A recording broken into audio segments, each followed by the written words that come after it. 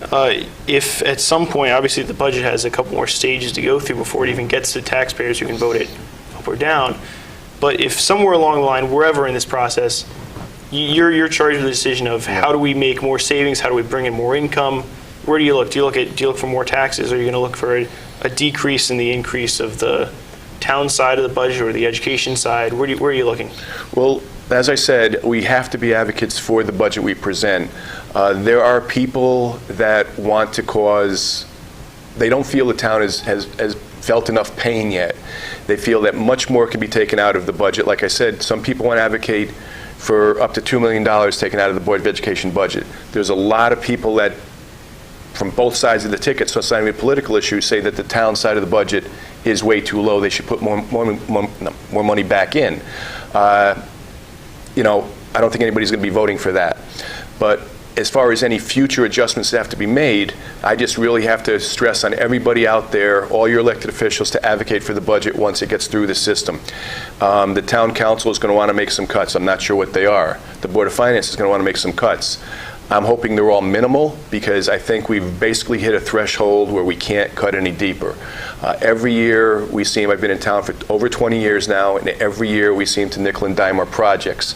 Right up to the school system. We built a great new school, but we didn't upgrade the infrastructure technology of your telephone system. There is a major problem there. Our police department, once again, major problem with their infrastructure and their technology. Our town buildings, schools included, are literally falling apart around us. Our brand new library has leaks. Yes, it's under warranty, but it's because we nickel and dime things.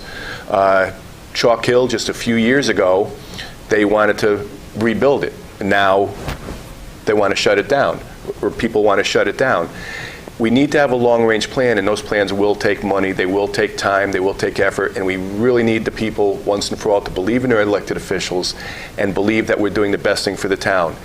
It's going to mean a tax increase. We can't be laying people off. You know, I may have disagreed originally at Chalk Hill closing, but Dr. Palmer, again, being a tremendous advocate, says no, we cannot deny people in front of our children. She is the expert in education.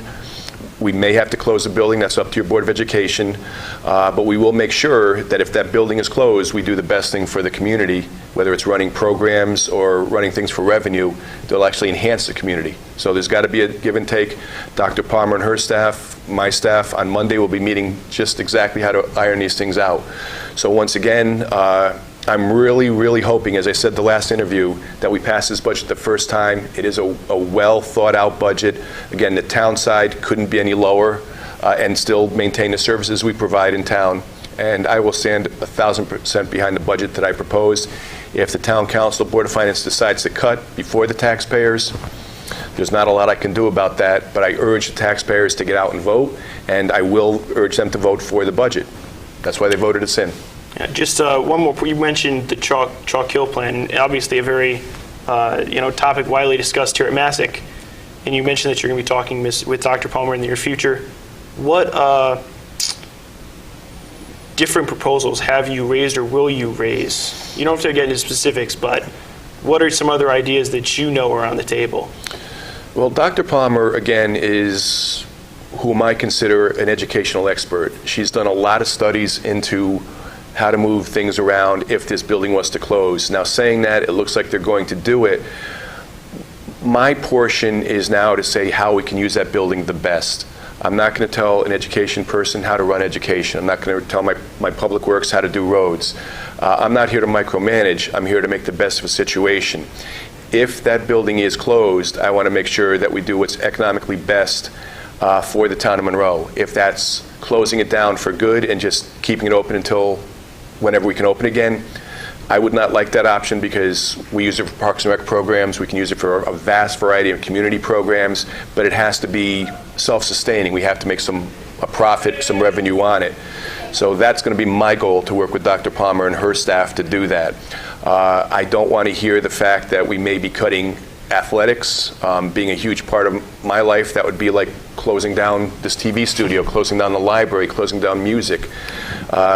I don't want to have the people panic on what to be done. I mean, I've heard people say close down the library.